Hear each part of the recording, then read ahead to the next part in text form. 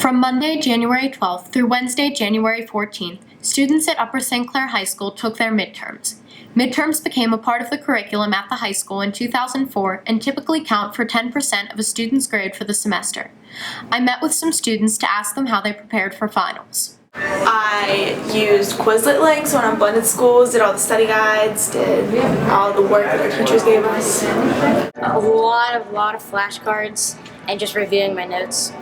I studied like a week before. I made note cards and study guides online. After I met with the students, I spoke with Assistant Principal Ms. Mosomelli, who told me why the administration feels students benefit from taking midterms. We do feel that doing some type of large assessment does help in preparation for students in college.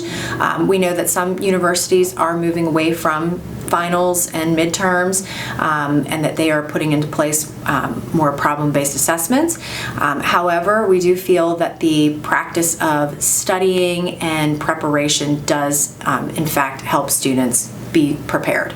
I also talked to Dr. Angelo, the acting high school principal, to discuss how the administration uses midterms. Assessments give us a great deal of information about how to help you, the student, learn more and benefit more to be better prepared for college. So it's really critical for us as the educators to assess how well we are actually assessing you. Because of that critical information, we want to know if our practices are going to benefit you the most. Following the completion of midterms, I asked the students to tell me what their hardest tests were and why. My hardest final was probably my European history final or my calculus final, and they had harder material than the rest of my classes, so they were just a little more difficult. I think it was my honors bio class, just because there's so much information that we had to know for it. Physics C was hard because it was a big time crunch, and the problems were a lot harder than I prepared for. I also met with Assistant Principal Mr. Beck and asked him if he thought midterms ran smoothly this year.